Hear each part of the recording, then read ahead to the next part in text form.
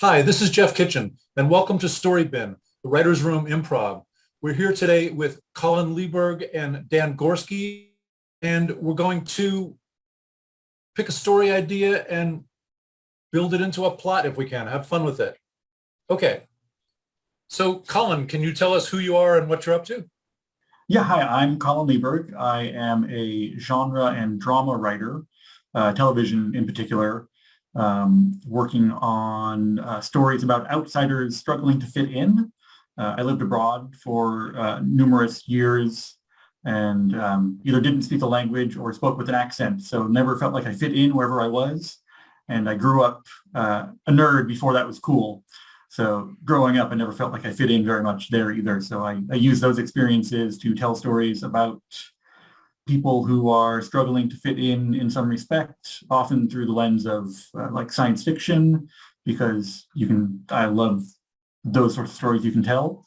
When I'm not writing, I am a creative executive for a production company. So reading lots of scripts and taking lots of meetings and meeting people all over the world and hopefully trying to get stuff made. And otherwise, I'm taking care of my cat and love my wife. Okay, thanks. You've got the kind of Oz floating head in the middle of like your head looks fake and the background looks real. Usually it's the other way around. Yeah, that is true. It's such a lovely background though. I'm not changing this. Right. Thank you. And Dan. Yeah, so I'm Dan Gorski. I am a comedy writer primarily. I usually mix it with some other genre. Got my start here in Chicago at Second City and with sketch writing and improv, and then eventually moved out to LA and got into television production and development, worked at a development company. And now I'm back in Chicago putting together productions. I'm working on a podcast of a murder mystery comedy. And so I'm developing that right now and just writing all the time, developing new projects. And so, yeah, that's me. Well, great. Thank you. Glad to have you here. Okay, so let's pick an idea.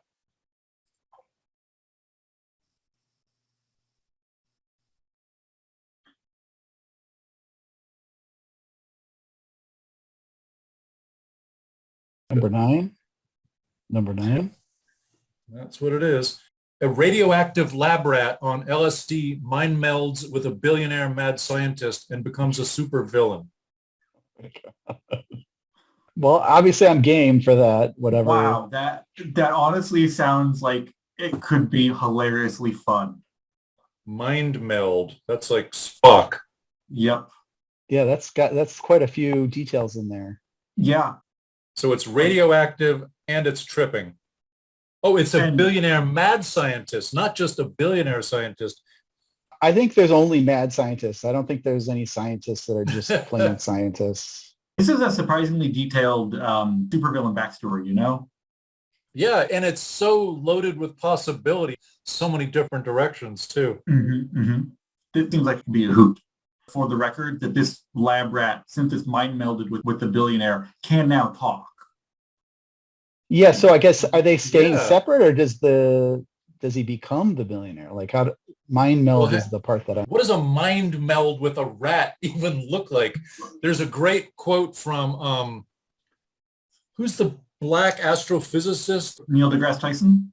Yes, Neil deGrasse Tyson. He said, all these people talk about how we're going to meet an alien species and learn tons from them. We can't even talk to the animals on our own planet. What do we think we're going to do with some ultra intelligent whatever? Right. So it seems like though the rat is becoming the supervillain. Like the rat, the way the sentence is written, the rat becomes the supervillain if we want to go that route.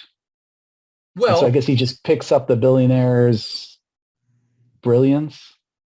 Well, it's either that, it's either like the rat would have all, it seems easier, the mechanics of it seem easier if the rat kind of possesses the billionaire's body. And because then, you can open a door, you can drive a car, you can do those kind of things that a rat would be hard for us to extremely do. challenged. Yeah. Yeah, Okay, it's so not now- like, yeah, go ahead. I was going to say, so now I'm imagining it as the rat is basically like attached to the guy's head as like a second head, but the rat is in control, kind of. So like Ratatouille. Right, like driving like a puppet operator, where he was pulling Yeah. the strings, Yeah. or is it like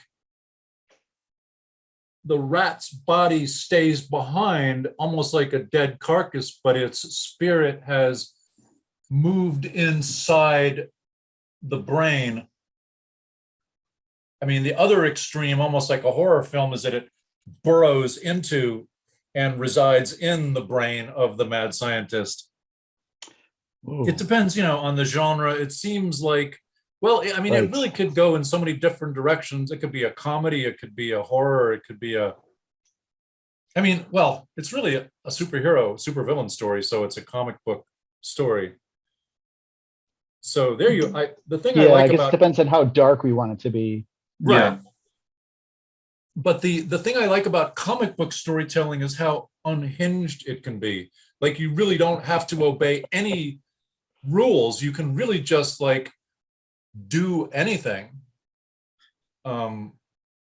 So it's really kind of the sky's the limit. I kind of like though the rat attaching to the body just because that's such a weird thing. Yeah. And that And he could tries to- become something else later in the story, like it could change or evolve. Yeah, and I'm thinking maybe he wants to keep it hidden, like so he's got a rat attached to him, but like he puts on an extra layer jacket or something, and it has like a hunchback or something because he wants to keep the rat hidden, so no one knows that he's a radioactive lab rat on LSD. Right. And it could, if it has to be physically connected to the body, then it could just be in the front pocket. So it doesn't have to be an unsightly lump. It can look like, you have That's a true. pair of socks in your front pocket. It's not outrageous. And, people have their front wallet, their wallet in their front pocket. You see weird lumps and you don't think, what's he got in there? It's just, he got his junk in there. It's like, it's not anything fancy. I always think there's a rat in there. Always. I will now. Right. And that means, therefore, that if the rat becomes disconnected to the body, that the billionaire mad scientist reverts to a regular person. He's no longer radioactive and high, I guess. Well, it's a mind meld, which is kind of like being possessed. I don't remember. I haven't seen the Star Trek TV episode, and obviously that's not the only form of mind meld, but I haven't seen a lot of other ones, at least not that are called mind melding. Yeah. But So it's I'm like a big- possession, but Spock was not taking over the other person's brain. He was just reading into them. Yeah. You could see their childhood memories and all that Yeah, stuff. yeah. The way it worked in Star Trek was Spock would mind meld with something and they would like share memories, and Spock, if the other thing could speak as well, they would kind of gain a little bit of each other's personalities. And if the other thing couldn't talk, then he would just like translate for the thing. Right. Mm. And like experience the same emotions and even be Yeah. experiencing the trauma, like crying. Well, Spock wouldn't tend to cry anyway, but he But still he might be would like cry. witnessing. Yeah. He would be like witnessing the murder of this person's whole family. And does it the kind of thing that it puts Spock potentially in peril? I mean, we're reaching beyond what would happen with the rat. I think if you're mind melded for too long, you can have some sort of mental damage. But like most of the shows never went, they were mind melded for 30 seconds, Right. for plot exposition purposes. Right. And this is really just so it's a radioactive lab rat on LSD. So does that mean it's been subject to a number of different experiments? Yeah, like I also like the fact that the LSD is involved because I've heard of studies where you can kind of get to different parts of your brain and see things differently on LSD. And so maybe this rat has kind of enlightened experience of the experiments, and then the human can sort of learn from that or see things differently. I don't know. And is it one of these rats with like electrodes in its brain? Like the top of its skull has been cut off and there's gold-plated electrodes into different parts of its brain, and it's actually, does the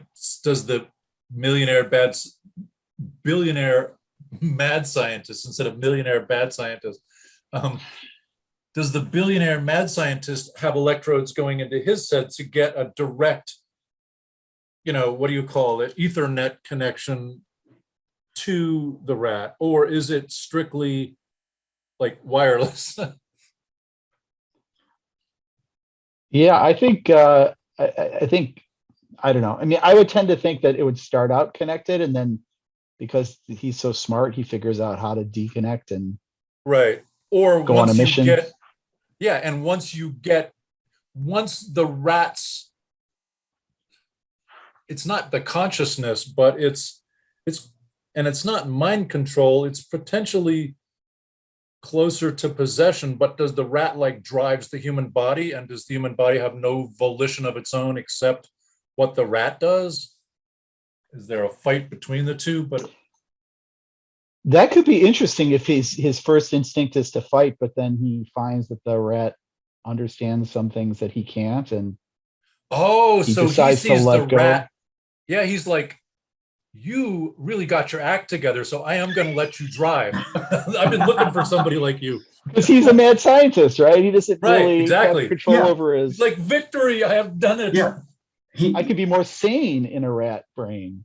All of a sudden, I'm thinking like Pinky and the Brain from Pinky and the Brain or Animaniacs are like combined together and super rich. Oh, And you've got this driving force who wants to take over the world because he's a mad scientist, or maybe he just wants vengeance on the people who killed his radioactive lab rat friends. And now he's got money and power to do it. And he's always high, so it doesn't go very well. I don't know either of those animated shows you're talking about. I've heard of them, but I don't know it. So it's not the billionaire's revenge drive, it's the rat's drive for revenge or something.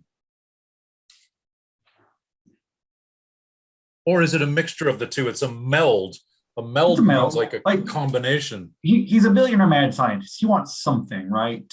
Yeah. He's a mad scientist. He wants to. Yeah, what's driving him up to this point, and then how does it Right. change? Yeah, because of the rat. What did he want before he became? He was just a billionaire scientist at some point. When did he become mad, and why? Right. The backstory. Yeah.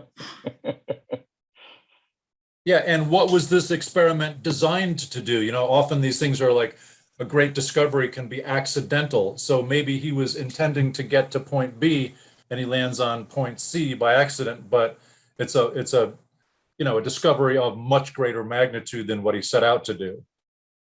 Like he's trying to cure Alzheimer's or something. And but is that what a mad scientist would do? Well, this is before he was mad. You can also start out to cure Alzheimer's or cancer or whatever, and as a result of whatever you've gone through, or if you know you're going to be getting Alzheimer's, you're out to fix yourself, but maybe it's too late and it starts to set in. So by the time the experiment succeeds, maybe he was using LSD as like, he thought there could be a cure for Alzheimer's using LSD, and that's how he became mad. Is he just became addicted to his cure, right? And so he's using LSD now because he thinks that's the cure for the Alzheimer's he was trying to cure as the good mad scientist. But he was a government scientist, and they didn't want him to use LSD because it's an illegal substance. Man, it's not the 60s, man. The other thing is that one thought is just that curing Alzheimer's sounds very benevolent for a mad scientist, but also LSD in the MK Ultra type mind control stuff is a crucial element in creating multiple personalities, dissociative identity disorder. I don't know if that would factor into this. And who gives a rat LSD anyway? Who makes rats radioactive? That sounds more likely, but I'm sure they're out there giving rats LSD. Yeah. It also reminds me of a famous thing I heard in the 60s that said the government had proved that marijuana, they took rat brains, put it in a blender, and put massive doses of THC on it, and they said it caused definite brain damage. It's already blended. How can you tell? Exactly. That was always my brains in a blender tend to have brain damage from square one, no matter what you drip on them. Yeah. But it sounds like the rat has some like enhanced cognitive capability potentially. Yeah, he would have to, I think, if they would have to be able to communicate somehow, I think. Yeah. They're both on LSD, right? Is that? I don't know. You don't have much of a movie if they can't talk. Yeah. No. Ooh, or this could be animated, and obviously all rats can talk, like in Ratatouille. Right. And this would be, like a rat is often associated with evil. So it lends itself to the kind of becoming a supervillain.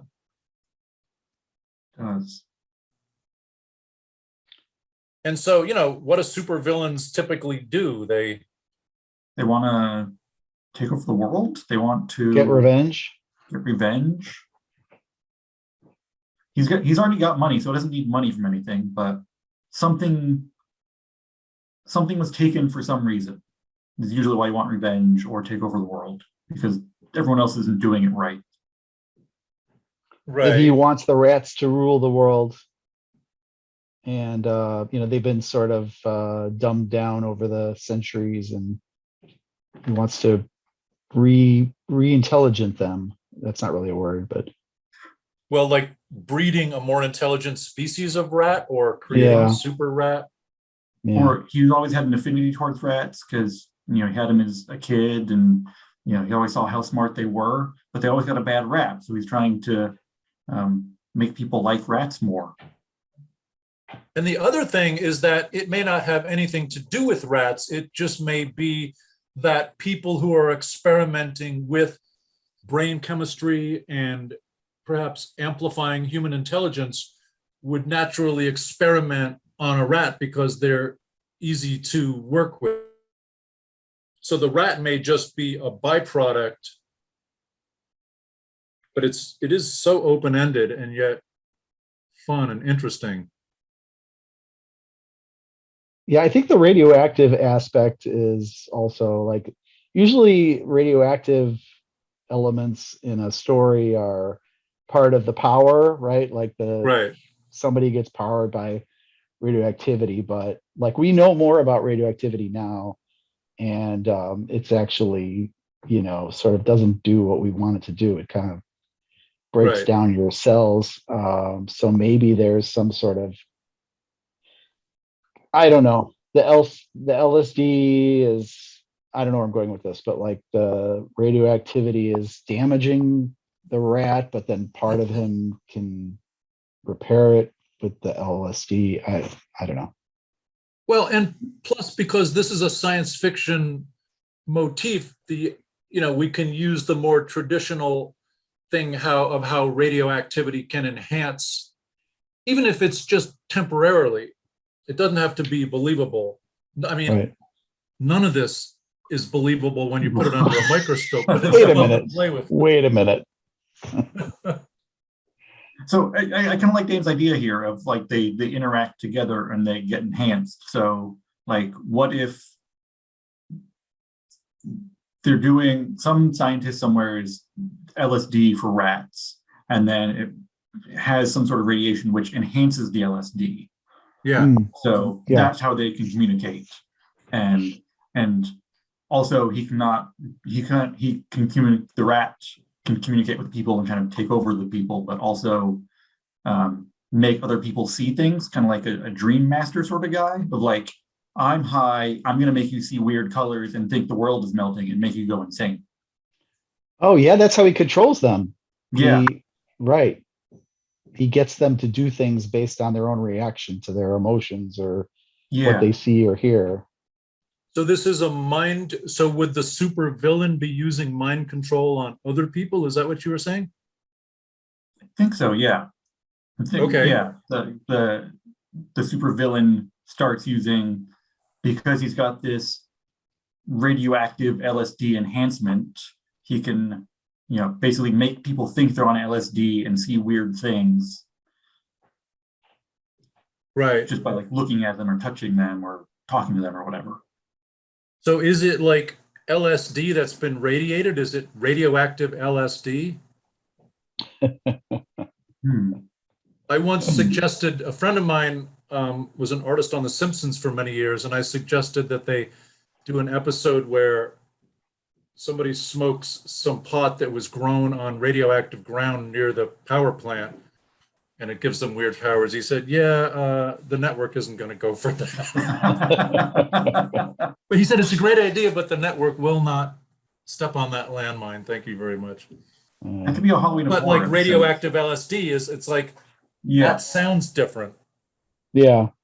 But radioactive LSD gives you extra powers. It not only lets you be high and tripping, it gives you the power because it's radiated to make other people think they're on LSD. Right. So is it basically like recruiting an army or getting a handful of minions, like a few loyal helpers? And are they trying to recruit an army? Or, I mean, what's the war? And is there a superhero? And is the name Darkseid a useful name for this supervillain? Darkseid. Isn't that a DC villain somewhere, part of the Superman verse, or is it Darkseid in Superman? I don't know. I don't know either. I know there's some dark something in Superman.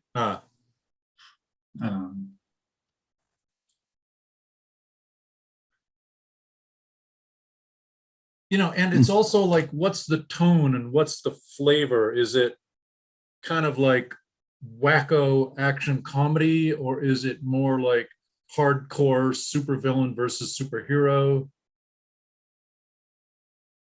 Yeah, if he's a supervillain, who's the superhero? Is there one? Right. Is he just sort of like going off on it, and taking over? Yeah, I'm leaning more towards like action comedy sort of thing, because LSD is inherently funny, right? Yeah. And you're going to make people see weird things, and it's going to make you crazy, but also kind of laugh at them. So then it's like a recruiting tool and a mind control type thing? I was just thinking, like, like if we don't forget about the rat, I think this becomes like a buddy movie where the rat, he's hearing the rat voice and he has his own conversations with the rat, and they maybe have different ideas about how it's going to go. And then at some point they have to join forces and agree on the, like, halfway through or whatever, that this is how we're going to do it.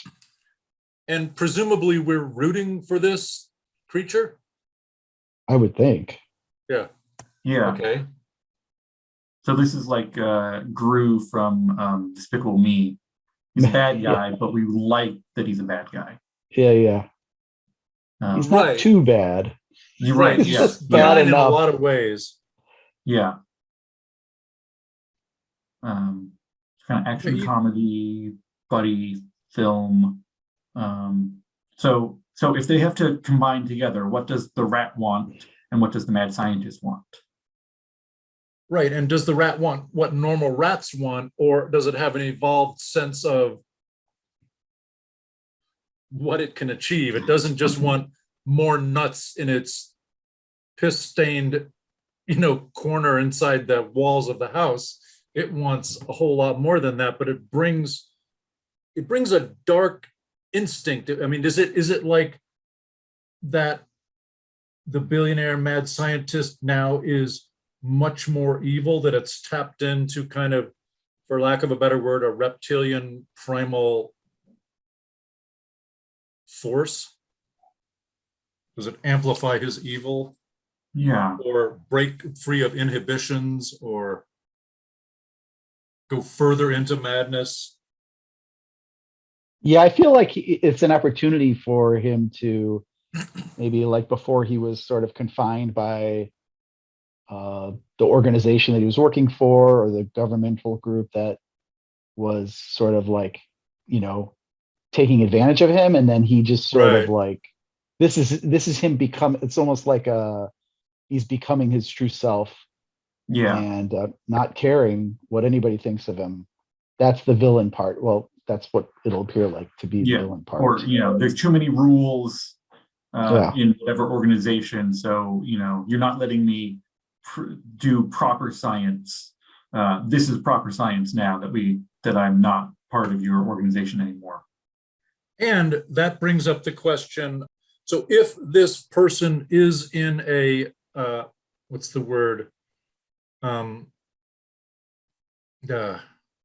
do they call these massive organizations like IBM and the FBI?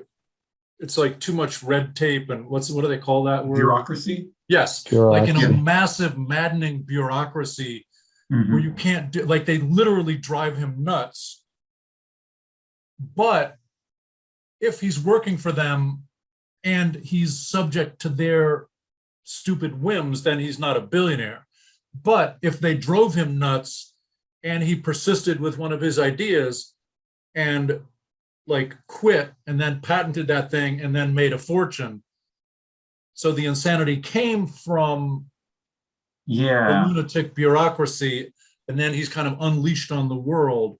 So he's trying to get revenge on the organization that wouldn't let him do the science in the first place, right? Right, or just the type insane. of, yeah. It doesn't have to be pointed at that particular bureaucracy. It could just be like people in general are like intensely stupid, destructive. Yeah, he hates people.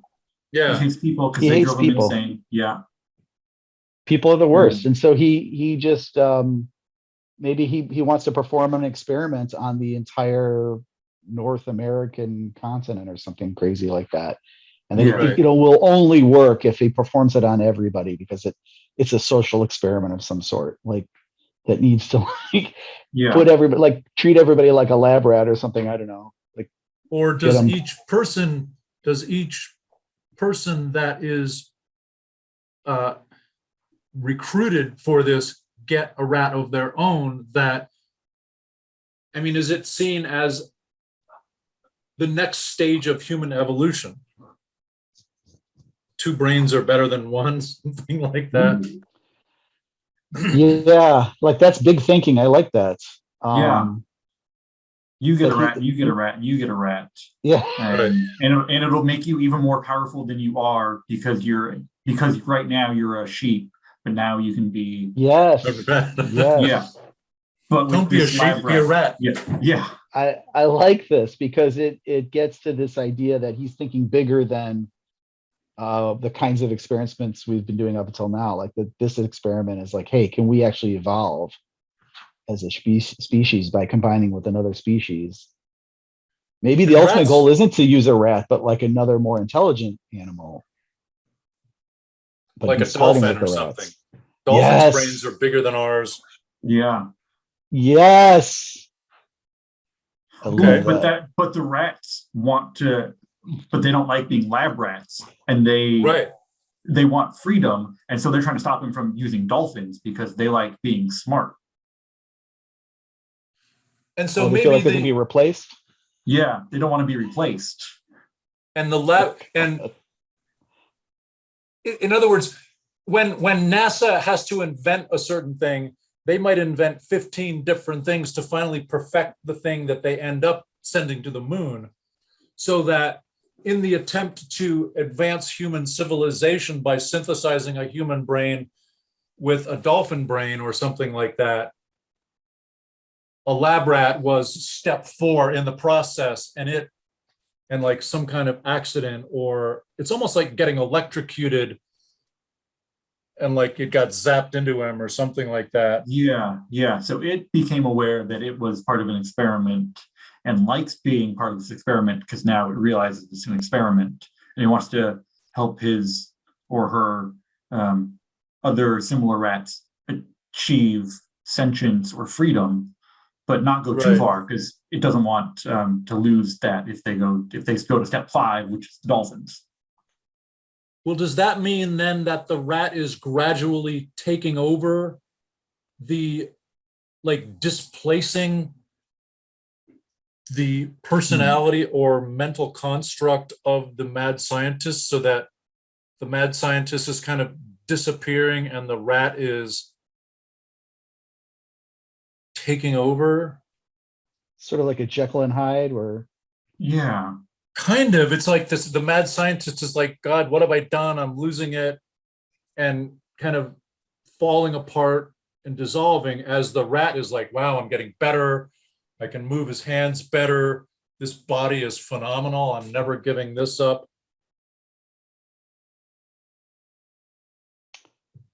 I like that actually. The Jekyll and Hyde dichotomy. And you have then more conflict. It's not the two of them in an allegiance, but it's like you make a deal with the mafia and thinking you're getting ahead, and then you find out that they're busting out your business and all, bankrupting it and all that stuff just to take the money. That certainly builds more conflict into the core. And if we're rooting for this evil mad scientist billionaire and he's losing, then we're rooting for him to overcome this deranged rat.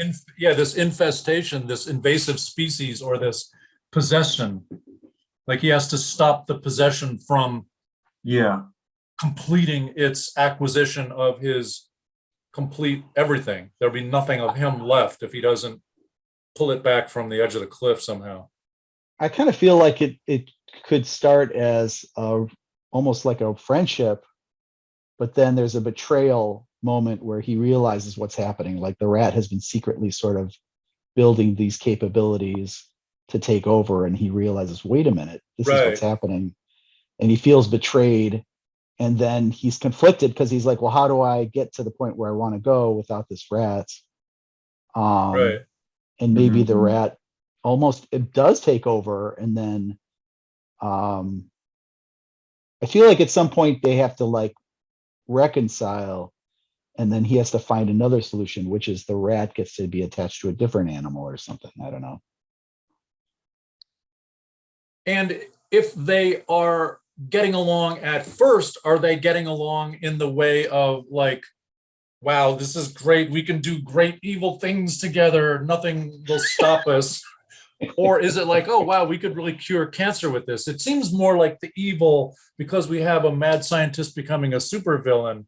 It seems like there's already evil intent to begin with, and it's being amplified by the rat, and the rat, the synthesis of the two brains affords more possibility for the mad scientist billionaire's agenda. But the mad scientist agenda doesn't think he's a villain in his story. He's trying to cure cancer or whatever he's trying to do, because there's too much bureaucracy in the organization, and this is the way to cure cancer, or whatever he's trying to do, or synthesize people. Or he's trying to cure bureaucracy.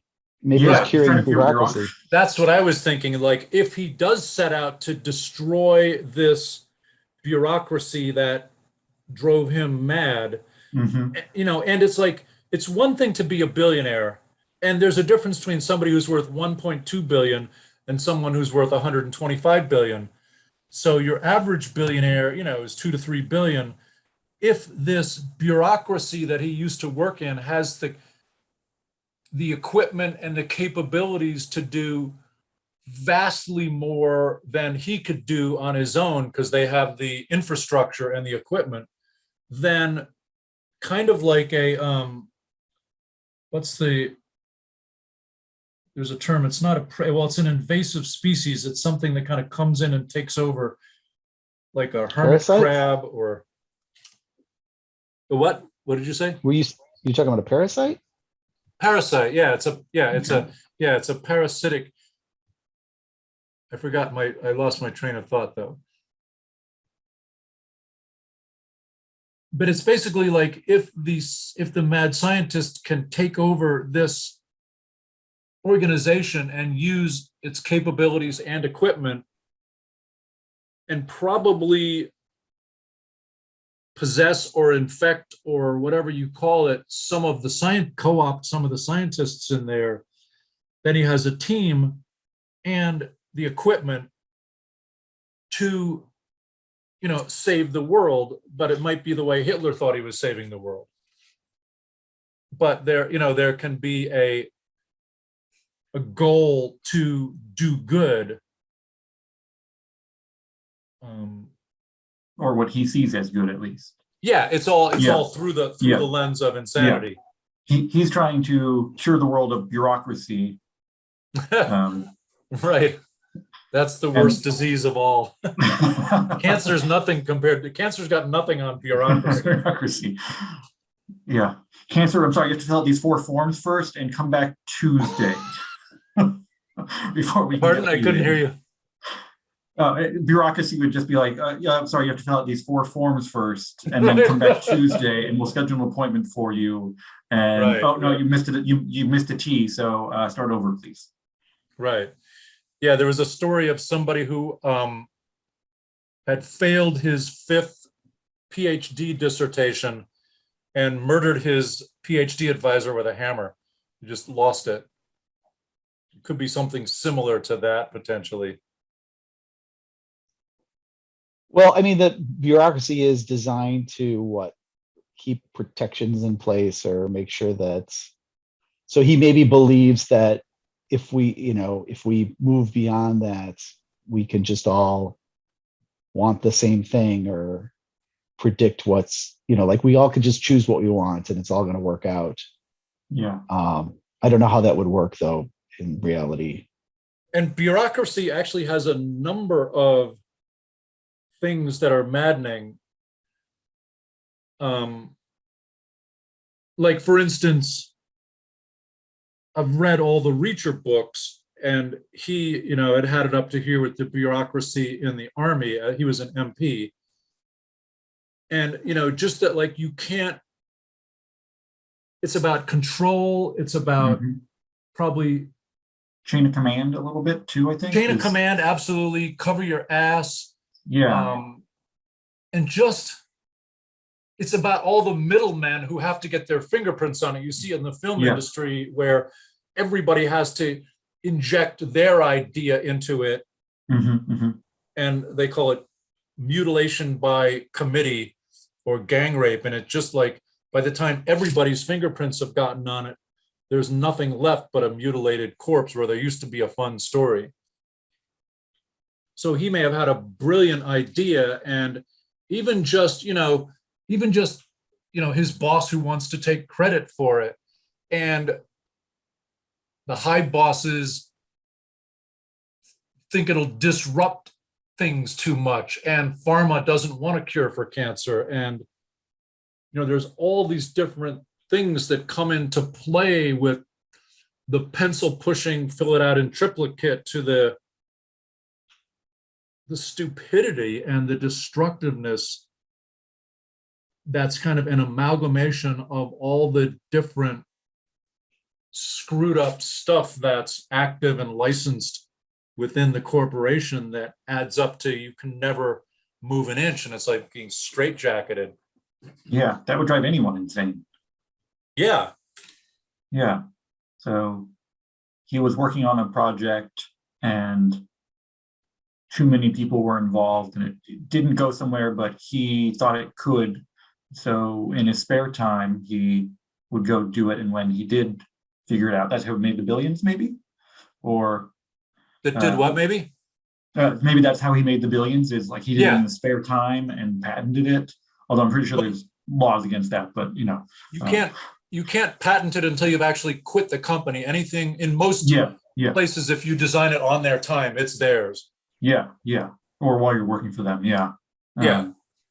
So he had the idea, he talked to his boss about it. No one wanted to even pursue the idea because it's too far-fetched and, you know, goes against all the bureaucracy of the organization. But he's like determined, he quits. Right. And they might have their own version of it, which is clunkier and stupider and more expensive. And he's like, this is a much more elegant way to, and this actually works. Yours kind of works, costs a fortune.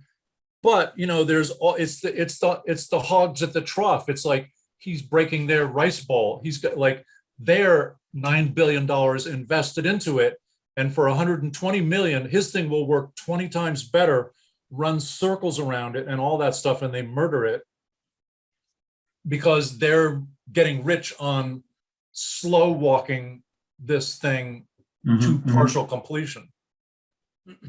So there's all. You know, it's not that hard to have a bureaucracy with 5 or 6 different complex compound ways to drive the guy nuts. Yeah. But what does the radioactive lab rat have to do with it? But maybe that's what he's trying to experiment on, is he has this idea that if you can put lab rats on LSD and put radiation on them, their LSD powers will blow up, and then we can, you know, help people dream and cure cancer through this somehow. I don't know. Right. He's a mad scientist, and he's going to prove it by becoming the lab rat and or joining forces with the lab rat. Right. So he seeks out the lab rat's consciousness, intelligence, emotional intelligence, instincts. Something like that. Yeah. He experiments on the lab rat on his own. Well, yeah, I think that the one simple possibility is that he was frustrated in his attempts to do whatever it was within the bureaucracy, so he quit, but he's gone insane in the meantime. He puts that out, makes a bunch of money, maybe even sells that business, and is now pursuing his own further studies, which could be either related to the thing he built or just something unrelated. Now that he's wealthy and is free and crazy, he may have something that's completely unrelated or is an extension of that thing. But you have an insane billionaire radiating rats, dosing them with LSD, doing God knows what else, maybe linking his brain to its brain with wires, you know, and you could have the classic comic book thing, like, you know, there's a lightning storm and the lab gets hit by lightning and the rat's consciousness gets jolted right into him and he's now Rat Man or whatever. And maybe his teeth start growing into fangs and he's more like this Eat or cheese something. all the time. Yeah. He's the big cheese. Yeah. That would be a good name. Well, that's a good title, actually. The Big Cheese. Yeah. Big cheese.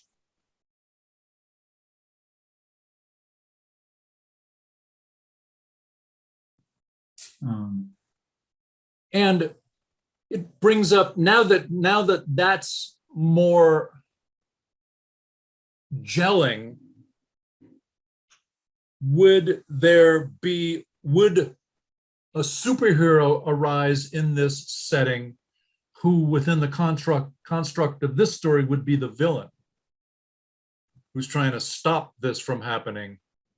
Obviously, it's the head of the department or the organization trying to reinforce bureaucracy of like, this is the way things are done, the person who is by the book, and this is the way things have to be done. You can't tear up rules because they're inconvenient for you. But does the head of a corrupt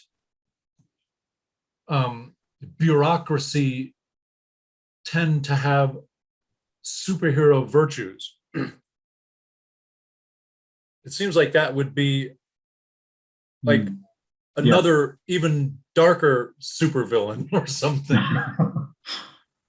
Is it Nemesis. supervillain versus supervillain? That's a good central conflict. Yeah. Because what does superhero in this context look like? Well, potentially like stupid and moralistic and patting themselves on the back about how great they are and how good they are, and how like Dudley Do-Right, almost kind of like, I will save the world. It's like kind of an idiot who's hopped up on his own. It's like a kid who dressed up in a Superman costume and is running around the neighborhood. I don't know. It's like, maybe he happened to be in the lab when the lightning hit, and he just did, he already had some sort of problem with the scientist. Like maybe he's lives in his building or something. I don't know. He's got some kind of relationship. So you're saying, with the what if the CEO he used to work for, right? Like was maybe he invited comes to to a like meeting, confront him. Yeah, he confronts him, and then he just happens to be and now he's got superpowers, but he's really dumb. And he's used to just people saying yes to him, and he expects everything to go easy, and he's just kind of like he's sort of like the caricature of a superhero. And is it like someone who's like an all-powerful desk jockey who's like 60 pounds overweight in a Lycra suit? If the lightning precipitated the rat consciousness into the mad scientist, presumably it didn't do the same thing to the CEO, but maybe did something else. Maybe there were other animals there or something. You got a different animal, but like being overweight and wearing a Lycra suit seems like something a dumb person who thinks they're a hero would do, right? Right. Yes. Yeah. And whereas our mad scientist has like potentially like electrodes into the rat brain, and that gets zapped right into him, would the CEO have some aspect of that? Because presumably the CEO isn't connected to an iguana. No, but he could have been touching. There could have been, so the scientist could have been experimenting on multiple animals at the same time, because he was trying to find the right one in these 12 steps to find the dolphin, and an iguana or a dog, and he touches the electrode at the time of the storm. So it's not quite connected, so he doesn't get all the powers, but he gets something. Well, if it's a rat on the other side, it's got to be a fat cat, right? Like something like that. Cat versus rat, or yeah, that makes sense. So like he was touching an electrode that's attached to a cat, but he wasn't like fully attached to it. So he's got some cat-like abilities, right? But he's still kind of he's lazy and independent. So he's lazy and independent, and he falls asleep all the time. Right. He just keeps going to sleep. And it's a cross between like Catman. It's like Catwoman, but it's a cross between Catwoman and Batman, and called Catman. Yeah. But the Big Cheese versus Catman. Yeah. So like this fat, he thinks he's the top cat though. So so he's fat and overweight, likes ordering people about, and then he'll just take a nap on his desk, thinking it's going to get done, and he's like, well, I know I can save this company. I know exactly what I'm doing. I'm going to order you around, and no one knows what he's doing, but he thinks he's a superhero because he's a dumb guy, and like, I can save the company. And whereas because the scientist has already been working on this and focusing on this and having a specific agenda, and the electricity enhances that, it does make him more intelligent. Or is it just the rat? I don't know. But looking at like, does it potentially make the billionaire mad scientist more intelligent, and does it potentially dumb down the CEO, who's probably no slouch intellectually.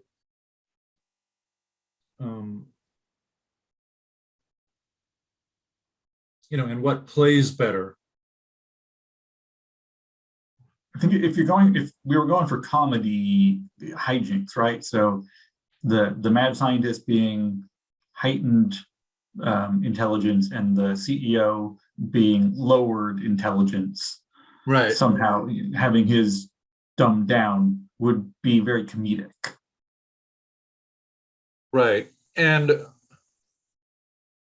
the fight scenes could be funny because, they're not ninjas.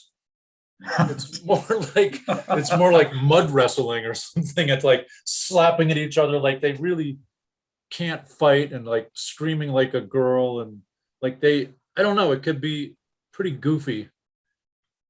And just because the CEO is dumb, he can still be persistent and keep showing up at the wrong places. Yeah. Almost like an Inspector Clouseau, like guesses completely wrong, but blunders into where the mission is actually taking place anyway. And because he's the CEO, he expects people to do stuff for him.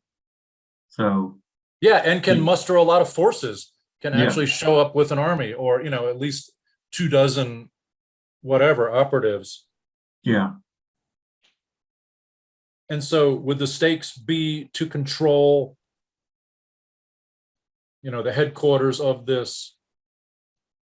Is it a pharma thing, or like if it's a pharmaceutical company, then you have a lot of interesting ramifications.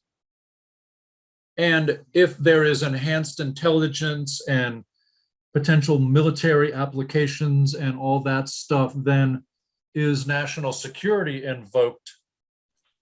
So is there, like, does the CIA or the NSA find out about this stuff partway through and try to come in and take it all over? National security, we own everything. Thank you for your service. Go to jail. We own this now. Yeah. I don't know. Probably some sort of government contracting place to begin with. Right. And so there is probably some sort of secretive aspect to it, just because, that's how everything works, right? Right. That's and where it the could money be is. like, pardon? That's where the money is. Mhm. Yeah. Mind control has always been a fun science fiction thing. I've researched it a lot. Mhm. And it works from what I've researched. They make super soldiers out of it that can, operate at high level for, 36 hours in a row and Mhm. don't feel as much pain, and have, it's like the thing of like the little old lady can lift the car up off her grandson in an emergency with all the adrenaline. These soldiers can channel that more easily and more naturally.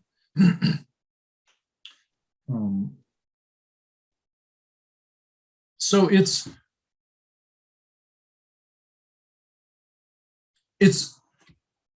interesting how in exploding with these ideas, you could see how that could make it veer more serious. But this story totally feels like a kind of a goofy action comedy. So you can certainly have, they come in and announce national security and we're taking all this over, but they don't really know what they stepped into and they're in over their head. I don't know. It's fun. It's dynamic. Yeah. And I would see that as like the moment where they're like, national security, and they both team up together to fight the national security guys and drive them away, because that would be funny. That's right. It's like, no, this is our fight. You aren't part of it. That's funny. I've seen things like that, and it can be really funny where two people are fighting each other. Somebody shows up who's like a total dick, and they both turn on that guy. Mm-hmm. finish him in like 1 second and then go back to their fight. Exactly. Right. Yeah, yeah. That's exactly how I would see this one happening. Is Right. they would like, no, this isn't national security. This is us. But yeah, this is what I have found fascinating about this is mostly we're figuring out what they want, and like that has been most of this brainstorming session is like, who is the scientist? What does he want? Why does he want it? And like, Right. we haven't come up with a real plot. It's like, because it all revolves around that. Yeah. Yeah. You have to decide their motivation and their Yeah. character. But we've been talking about that for 35, 40 minutes of like, what does he want? Why does he want it? Yeah. And that is going to very much inform whatever the actual story would be. Yeah. What he wants to use this, if he takes control of the whole facility, Yeah. what he's then going to do with it. Yeah. But probably just like upgrade the human race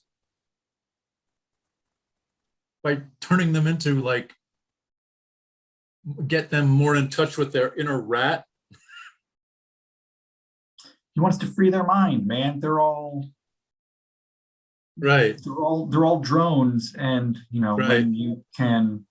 when you see the truth from the LSD this perspective, you'll break free of the chains that are holding you down. Break That's right. free of We the don't need- chains of bureaucracy. Right. We don't need the hierarchy anymore. We're all equal. Yeah. So it's a race of super beings that he's trying to create. Enlighten people, free from the chains of Enlightenment, yeah. bureaucracy. Yeah. What did you say, Dan? Enlightenment. It's basically enlightenment. Okay. Right. Like he thinks that's how we evolve, is by breaking free of those chains and letting go of all those structures. Right. Just climbing them out and eating your cheese.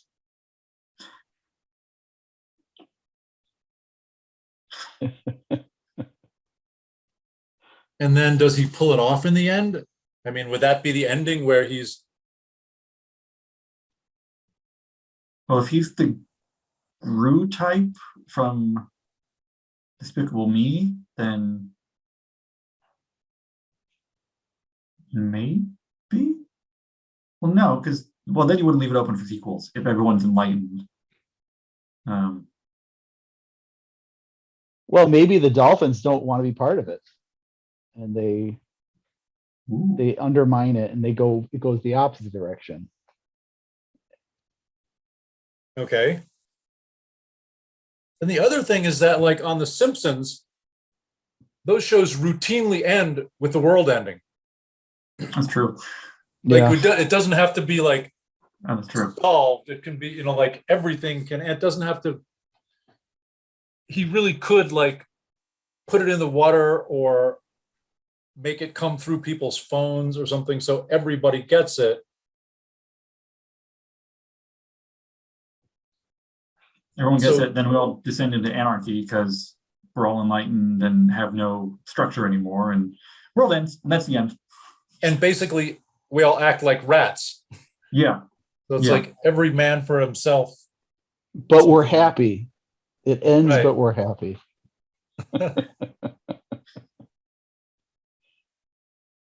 So yeah, it's like, a whacked out, demented ending where the rat has truly achieved total victory. And even, the billionaire mad scientist's plan has been subverted by the rat. I don't know. There's so many different ways it can go, but Yeah. it's fun to play with. I don't know. Have we got to the end of the runway here? Is there more we can do with it? I mean, it's going to need some serious development, but I think it's a good Of course. start. Yeah.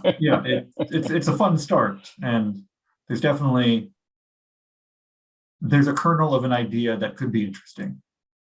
Yeah, and it's suitably warped and kind of mind-bending so that it takes a minute for us to wrap our brain around it and what is it we're talking about? And I think we've gotten that far, and that's a big step. And that's all we're really trying to do here, is to see how experienced writers can take a brand new idea and get some traction with it, which we have done. It took a few minutes, but we got some real traction. We went somewhere with it. We played. And it's really kind of just pure fun, kind of slapstick adventure storytelling in a bizarro backwards kind of way. With a bizarro radioactive lab rat on LSD. So yeah. Right. Who enlightens its human host. Or something like that. Okay, so we can knock off here unless you guys have any further thoughts or anything. I'm good. Yeah, this was fun. Yeah, thanks for having fun this way. Great. Yeah, it was really fun. Thank you so much. Thanks for having us. All right.